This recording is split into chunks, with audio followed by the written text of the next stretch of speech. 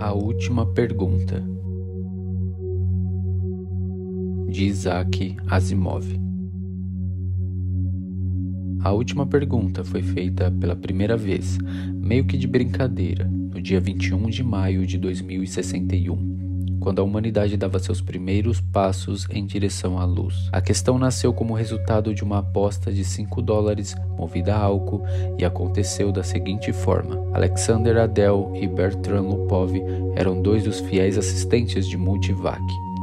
Eles conheciam melhor do que qualquer outro ser humano o que se passava por trás das milhas e milhas da carcaça luminosa, fria e ruidosa daquele gigantesco computador. Ainda assim, os dois homens tinham apenas uma vaga noção do plano geral de circuitos que há muito haviam crescido, além do ponto em que um humano solitário poderia sequer tentar entender. Multivac ajustava-se e corrigia-se sozinho. E assim tinha de ser, pois nenhum ser humano poderia fazê-lo com velocidade suficiente, e tampouco de forma adequada. Deste modo, Adel e Lupov operavam o gigante apenas sutil e superficialmente, mas ainda assim, tão bem quanto era humanamente possível. Eles o alimentavam com novos dados, ajustavam as perguntas de acordo com as necessidades do sistema e traduziam as respostas que lhes eram fornecidas. Os dois, assim como seus colegas, certamente tinham todo o direito de compartilhar da glória que era Multivac. Por décadas, Multivac ajudou a projetar as naves e enredar as trajetórias que permitiram ao homem chegar à Lua, Marte e Vênus. Mas para além destes planetas, os parcos recursos da Terra não foram capazes de sustentar a exploração. Fazia-se necessária uma quantidade de energia grande demais para as longas viagens. A Terra explorava suas reservas de carvão e urânio com eficiência crescente, mas havia um limite para a quantidade de ambos. No entanto, lentamente Multivac acumulou conhecimento suficiente para responder questões mais profundas com maior fundamentação. E em 14 de maio de 2061, o que não passava de teoria tornou-se real. A energia do Sol foi capturada, convertida e utilizada diretamente em escala planetária. Toda a Terra paralisou suas usinas de carvão e fissões de urânio, girando a alavanca que conectou o planeta inteiro a uma pequena estação, de 1 milha de diâmetro, orbitando a Terra a metade da distância da Lua. O mundo passou a correr atrás de feixes invisíveis de energia solar. 7 dias não foram o suficiente para diminuir a glória do feito e Adel e Lupov finalmente conseguiram escapar das funções públicas e encontrar-se em segredo, onde ninguém pensaria em procurá-los. Nas câmaras desertas subterrâneas, onde se encontravam as porções do esplendoroso corpo enterrado de Multivac, subutilizado, descansando e processando informações com estalos preguiçosos. Multivac também havia recebido férias, e os dois apreciavam isso. A princípio, eles não tinham a intenção de incomodá-lo. Haviam trazido uma garrafa consigo e a única preocupação de ambos era relaxar na companhia do outro e da bebida. É incrível quando você para pensar, disse Adel. Seu rosto largo guardava as linhas da idade e ele agitava o seu drink vagarosamente, enquanto observava os cubos de gelo nadando desengonçados. Toda a energia que for necessária, de graça, completamente de graça.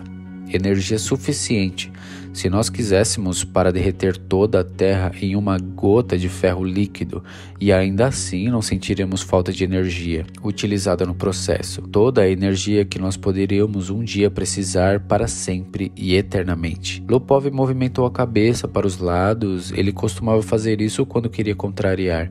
E agora ele queria, em parte porque havia tido de carregar o gelo e os utensílios. Eternamente não. Ele disse, diabos, quase eternamente, até o sol se apagar, Bert. Isso não é eternamente. Está bem, bilhões e bilhões de anos, 10 bilhões, talvez. Está satisfeito? Lupov passou os dedos por entre seus finos fios de cabelo, como que para se assegurar de que o problema ainda não estava acabado, tomou um gole gentil da sua bebida. 10 bilhões de anos não é a eternidade. Bom, vai durar pelo nosso tempo, não vai? O carvão e o urânio também iriam. Está certo, mas agora nós podemos ligar cada nave individual na estação solar e elas podem ir a Plutão e voltar 1 milhão de vezes sem nunca nos preocuparmos com o combustível. Você não conseguiria fazer isso com carvão e urânio? Se não acredita em mim, pergunte ao Multivac. Não preciso perguntar a Multivac, eu sei disso. Então trate de parar de diminuir o que o Multivac fez por nós, disse Adele nervosamente. Ele fez tudo certo. E quem disse que não fez? O que estou dizendo é que o Sol não vai durar para sempre. Isso é tudo que estou dizendo. Nós estamos seguros por 10 bilhões de anos. Mas e depois? Lupov apontou o dedo levemente trêmulo para o companheiro. E não venha me dizer que nós iremos trocar de sol. Houve um breve silêncio. Adele levou o copo aos lábios apenas ocasionalmente e os olhos de Lupov se fecharam. Descansaram um pouco e quando suas pálpebras se abriram, disse: Você está pensando que iremos conseguir outro sol quando o nosso estiver acabado, não está? Não, não estou pensando. É claro que está. Você é fraco em lógica. Esse é o seu problema. É como o personagem da história que, quando surpreendido por uma chuva, corre para um grupo de árvores e abriga-se embaixo de uma. Ele não se preocupa porque quando uma árvore fica molhada demais, simplesmente vai para baixo de outra. Entendi, disse Adele. Não precisa gritar. Quando o sol se for, as outras estrelas também terão se acabado. Pode estar certo que sim, murmurou Lupov. Tudo teve início na explosão cósmica original, o que quer que tenha sido, e tudo terá um fim quando as estrelas se apagarem. Algumas se apagaram mais rápido do que as outras. Ora, as gigantes não duram 100 milhões de anos. O Sol irá brilhar por 10 bilhões de anos e talvez as anãs permaneçam assim por 200 bilhões, mas nos dê 1 trilhão de anos e só restará a escuridão. A entropia deve aumentar ao seu máximo, e é tudo. Eu sei tudo sobre entropia, disse Adele mantendo a sua dignidade. Duvido que saiba. Eu sei tanto quanto você. Então você sabe que um dia tudo terá um fim. Está certo. E quem disse que não terá? Você disse, seu tonto. Você disse que nós tínhamos toda a energia de que precisávamos, para sempre. Você disse, para sempre. Era a vez de Adele contrariar. Talvez nós possamos reconstruir as coisas de volta um dia, ele disse. Nunca. Por que não? Algum dia. Nunca. Pergunte a Multivac. Você pergunta a Multivac. Eu te desafio. Aposto $5 que isso não pode ser feito. Adele estava bêbado o bastante para tentar e sóbrio o suficiente para construir uma sentença com os símbolos e as operações necessárias em uma questão que, em palavras, corresponderia a esta. A humanidade poderá um dia, sem nenhuma energia disponível, ser capaz de reconstituir o Sol, a sua juventude, mesmo depois de sua morte? Ou talvez a pergunta possa ser posta de forma mais simples da seguinte maneira: a quantidade total de entropia no universo pode ser revertida? Multivac mergulhou em silêncio. As luzes brilhantes cessaram, os estalos distantes pararam, e então, quando os técnicos assustados já não conseguiam mais segurar a respiração, houve uma súbita volta à vida no visor integrado àquela porção de Multivac. 5 palavras foram impressas, dados insuficientes para a resposta significativa. Na manhã seguinte, os dois, com dor de cabeça e a boca seca, já não lembravam do incidente. Gerrod, Gerrodine e Gerrodete 1 e 2 observavam a paisagem estelar no visor se transformar, enquanto a passagem pelo hiperespaço consumava-se em uma fração de segundos. De repente, a presença fulgurante das estrelas deu lugar a um disco solitário e brilhante, semelhante a uma peça de mármore, centralizada no televisor. Este é X-23, disse Gerrod em tom de confidência. Suas mãos finas se apertaram com força por trás das costas até que as juntas ficassem pálidas. As pequenas Gerrodetes haviam experimentado uma passagem pelo hiperespaço pela primeira vez em suas vidas e ainda estavam conscientes da sensação momentânea de tontura. Elas cessaram as risadas e começaram a correr em volta da mãe gritando: Nós chegamos em X-23! Nós chegamos em X-23! Quietas, crianças! Disse Gerrodine asperamente. Você tem certeza, Gerrod? E por que não teria? Perguntou Gerrod, observando uma protuberância metálica que jazia abaixo do teto. Ela tinha o comprimento da sala, desaparecendo nos 2 lados da parede, e em verdade era tão longa quanto a nave. Gerrod tinha conhecimento muito limitado acerca do sólido tubo de metal. Sabia, por exemplo, que se chamava microvac, que era permitido lhe fazer questões quando necessário e que ele tinha a função de guiar a nave para o destino pré-estabelecido, além de abastecer-se com a energia das várias estações subgalácticas e fazer os cálculos para saltos no hiperespaço. Gerrod e sua família tinham apenas de aguardar e viver nos confortáveis compartimentos da nave. Alguém um dia disse a Gerrod que as letras AC, na extremidade de Microvac, significavam Automatic Computer em inglês arcaico, mas ele mal era capaz de se lembrar disso. Os olhos de Gerrodini ficaram úmidos quando observava o visor. Não tem jeito. Ainda não me acostumei com a ideia de deixar a Terra. Por que, meu Deus? Inquiriu Gerrod. Nós não tínhamos nada lá. Nós teremos tudo em X-23. Você não estará sozinha. Você não será uma pioneira. Há mais de 1 milhão de pessoas no planeta. Por Deus, nosso bisneto terá que procurar por novos mundos, porque X-23 já estará superpovoado. E depois de uma pausa reflexiva, no ritmo em que a raça tem se expandido, é uma bênção que os computadores tenham viabilizado a viagem interestelar. Eu sei, disse Gerrodini com descaso. Gerrodete 1 disse prontamente. Nosso Microvac é o melhor de todos. Eu também acho, disse Gerrod, alisando o cabelo da filha. Ter um Microvac próprio produzia uma sensação aconchegante em Gerrod, e o deixava feliz por fazer parte daquela geração e não de outra. Na juventude de seu pai, os únicos computadores haviam sido máquinas monstruosas, ocupando centenas de milhares quadradas, e cada planeta abrigava apenas um. Eram chamados de ACs planetários. Durante 1 milhar de anos, eles só fizeram aumentar em tamanho, até que de súbito veio o refinamento. No lugar dos transistores foram implementados válvulas moleculares, permitindo que até mesmo o maior dos ACs planetários fosse reduzido à metade do volume de uma espaçonave. Gerrod sentiu-se elevado, como sempre acontecia quando pensava que seu Microvac pessoal era muitas vezes mais complexo do que o antigo e primitivo Multivac, que pela primeira vez domou o Sol, e quase tão complexo quanto o AC planetário da Terra, o maior de todos, quando este solucionou o problema da viagem hiperespacial e tornou possível ao homem chegar às estrelas, tantos planetas, pigarreou Gerrodini, ocupada com seus pensamentos. Eu acho que as famílias estarão sempre à procura de novos mundos, como nós estamos agora. Não para sempre, disse Gerrod com um sorriso. A migração vai terminar um dia, mas não antes de bilhões de anos. Muitos bilhões. Até as estrelas têm um fim, você sabe. A entropia precisa aumentar. O que é entropia, papai? Gerrodete II perguntou interessada. Entropia, meu bem, é uma palavra para o nível de desgaste do universo. Tudo se gasta e acaba.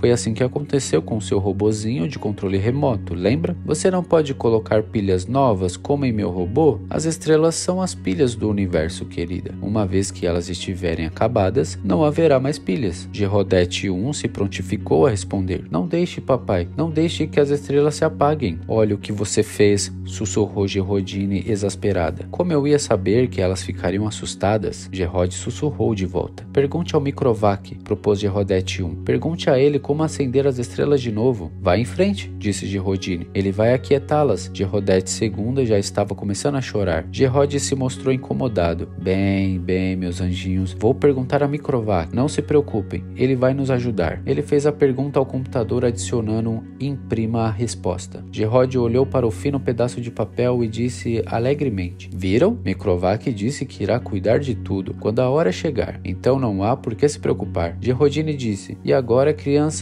é hora de ir para a cama. Em breve nós estaremos em nosso novo lar. Gerrod leu as palavras no papel mais uma vez antes de destruí-lo. Dados insuficientes para resposta significativa. Ele deu de ombros e olhou para o televisor. X-23 estava logo à frente.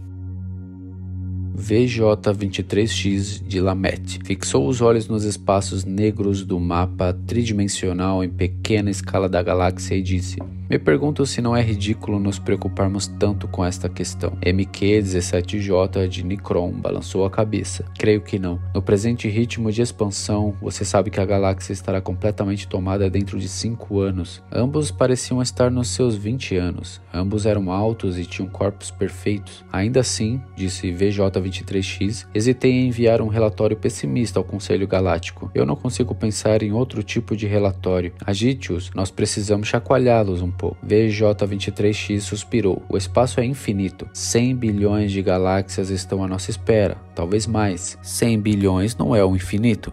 E está ficando menos ainda a cada segundo. Pense, há 20 mil anos, a humanidade solucionou pela primeira vez o paradigma da utilização da energia solar. E poucos séculos depois, a viagem interestelar tornou-se viável. A humanidade demorou 1 milhão de anos para encher um mundo pequeno e depois disso, 15 mil para abarrotar o resto da galáxia. Agora a população dobra a cada 10 anos. VJ23X interrompeu. Devemos agradecer a imortalidade por isso. Muito bem, a imortalidade existe e nós devemos levá-la em conta. Admito que ela tem o seu lado negativo. O AC Galáctico já solucionou muitos problemas, mas ao fornecer a resposta sobre como impedir o envelhecimento e a morte, sobrepujou todas as outras conquistas. No entanto, suponho que você não gostaria de abandonar a vida. Nem um pouco, respondeu o MQ-17J, emendando. Ainda não. Eu não estou velho o bastante. Você tem quantos anos? Ainda não cheguei aos 200. Mas voltando à questão, a população dobra a cada 10 anos. Uma vez que esta galáxia estiver lotada, haverá uma outra cheia dentro de 10 anos. Mais 10 e teremos ocupado por inteiro mais 2 galáxias. Outra década e encheremos mais 4. Em 100 anos, contaremos 1 milhar de galáxias transbordando de gente. Em 1000 anos, 1 milhão de galáxias. Em 10 mil, todo o universo conhecido. E depois, VJ23X disse, além disso, há um problema de transporte. Eu me pergunto quantas unidades de energia solar serão necessárias para movimentar a população de uma galáxia para outra. Boa questão. No presente momento, a humanidade consome 2 unidades de energia solar por ano, da qual a maior parte é desperdiçada.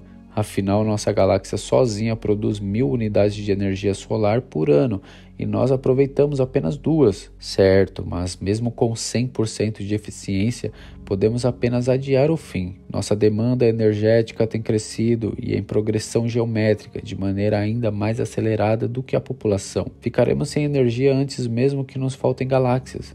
É uma boa questão, de fato, uma ótima questão. Nós precisaremos construir novas estrelas a partir do gás interestelar ou a partir do calor dissipado, perguntou o MQ-17J sarcástico. Pode haver algum jeito de reverter a entropia. Nós devíamos perguntar ao AC Galáctico. VJ23X não estava realmente falando sério, mas MQ-17J retirou seu comunicador AC do bolso e colocou na mesa diante dele. Parece-me uma boa ideia, ele disse. É algo que a raça humana terá de enfrentar um dia. Ele lançou um olhar sóbrio para o seu pequeno comunicador AC. Tinha apenas 2 polegadas cúbicas e nada dentro, mas estava conectado através do hiperespaço com o poderoso AC Galáctico que servia a toda a humanidade. O próprio hiperespaço era parte integral do AC Galáctico. MQ-17J fez uma pausa para pensar se algum dia em sua vida imortal teria a chance de ver o AC Galáctico. A máquina habitava um mundo dedicado, onde uma rede de raios de força emaranhados alimentava a matéria dentro da qual ondas de submersão haviam tomado o lugar das velhas e desajeitadas válvulas moleculares. Ainda assim, apesar de seus componentes etéreos, o AC Galáctico possuía mais de 1000 pés de comprimento. De súbito, MQ-17J perguntou para o seu comunicador AC: poderá um dia a entropia ser revertida? VJ23X disse surpreso. Eu não queria que você realmente fizesse essa pergunta. Por que não? Nós dois sabemos que a entropia não pode ser revertida. Você não pode construir uma árvore de volta a partir de fumaça e cinzas. Existem árvores no seu mundo? Perguntou o MQ-17J. O som do AC Galáctico fez com que silenciassem. Sua voz brotou melodiosa e bela do pequeno comunicador AC em cima da mesa. Dizia, dados insuficientes para resposta significativa. VJ23X disse: viu? Os 2 homens retornaram à questão do relatório que tinham de apresentar ao Conselho Galáctico. A mente de Z-Prime navegou pela nova galáxia com um leve interesse nos incontáveis turbilhões de estrelas que pontilhavam o espaço. Ele nunca havia visto aquela galáxia antes. Será que um dia conseguiria ver todas? Eram tantas, cada uma com a sua carga de humanidade, ainda que essa carga fosse virtualmente peso morto. Há tempos, A verdadeira essência do homem habitava o espaço. Mentes, não corpos. Aeons, os corpos imortais ficaram para trás, em suspensão nos planetas. De quando em quando, erguiam-se para realizar alguma atividade material.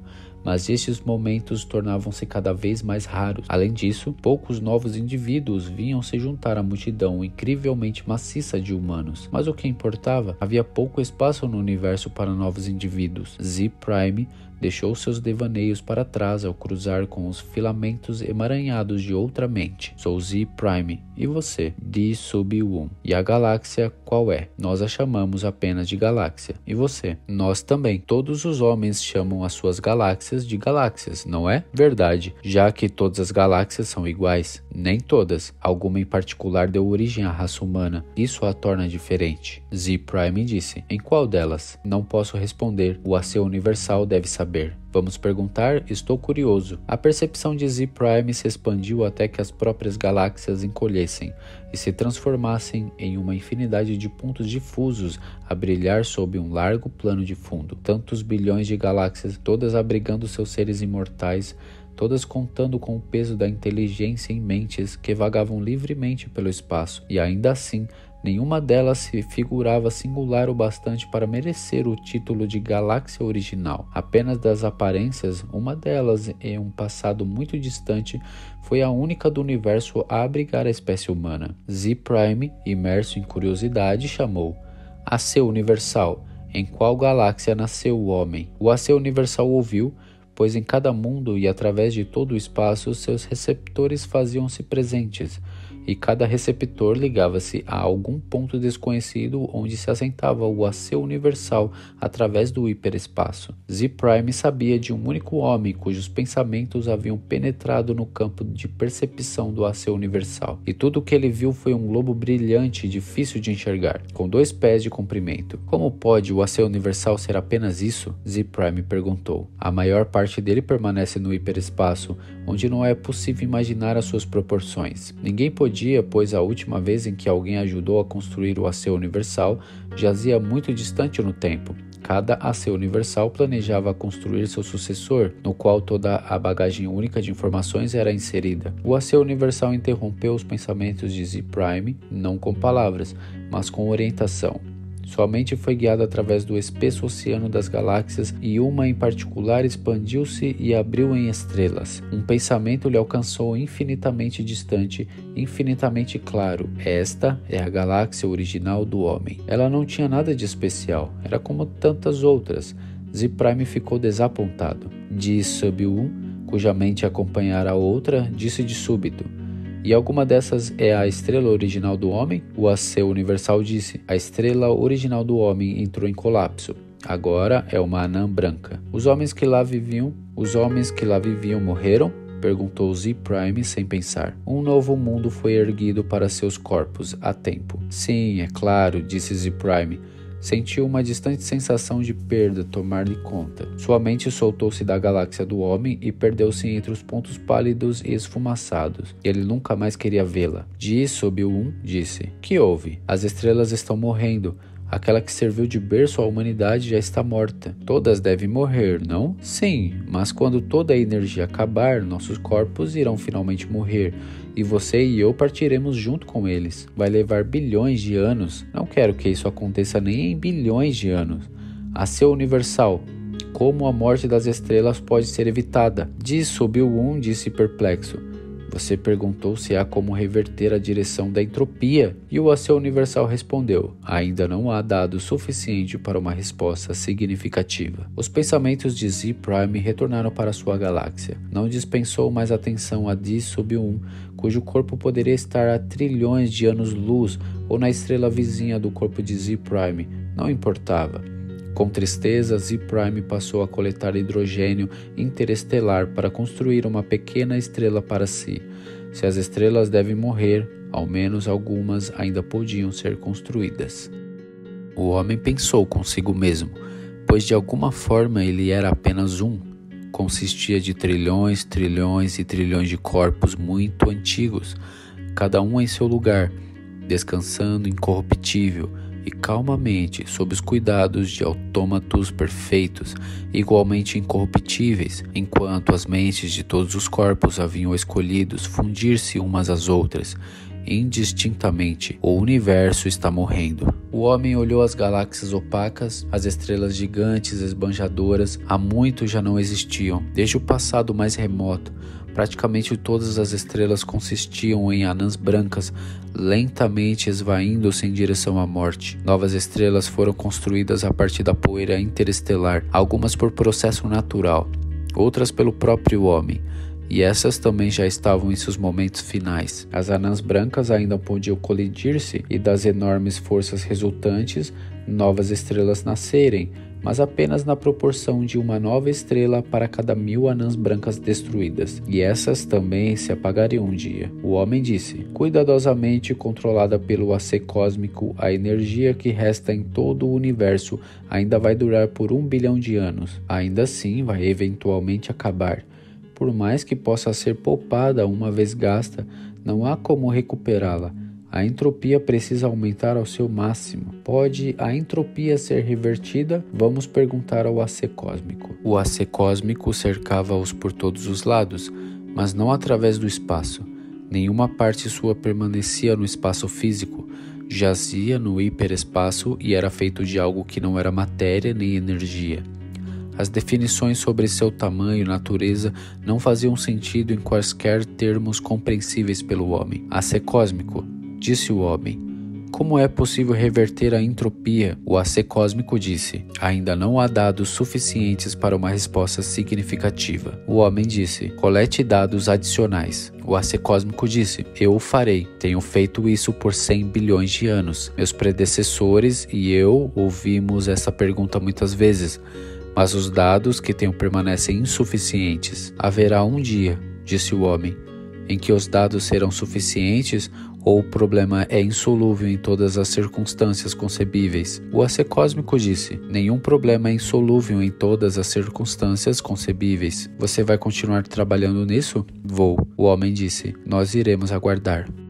As estrelas e as galáxias se apagaram e morreram. O espaço tornou-se negro após 10 trilhões de anos de atividade, um a um. O homem fundiu-se ao AC, cada corpo físico perdendo a sua identidade mental, acontecimento que era de alguma forma benéfico. A última mente humana parou antes da fusão, olhando para o espaço vazio, a não ser pelos restos de uma estrela negra e um punhado de matéria, extremamente rarefeita, agitada aleatoriamente pelo calor que aos poucos se dissipava em direção ao zero absoluto. O homem disse, AC, este é o fim? Não há como reverter este caos? Não pode ser feito? O AC disse, ainda não há dados suficientes para uma resposta significativa. A última mente humana uniu-se a outras e apenas AC passou a existir, e ainda assim no hiperespaço. A matéria e a energia se acabaram, e com elas o tempo e o espaço. AC continuava a existir apenas em função da última pergunta que nunca havia sido respondida, desde a época em que um técnico de computação embriagado há 10 trilhões de anos a fizera para um computador que guardava menos semelhança com o AC do que o homem com o homem. Todas as outras questões haviam sido solucionadas, e até que a derradeira também o fosse.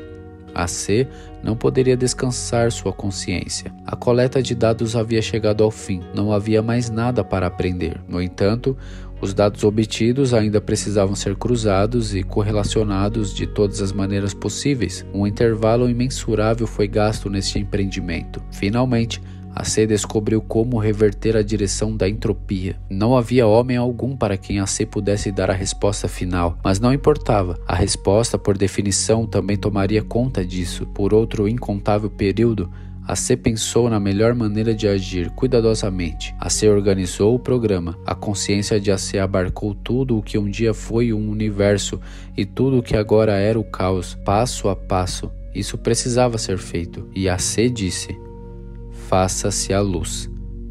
E fez-se a luz.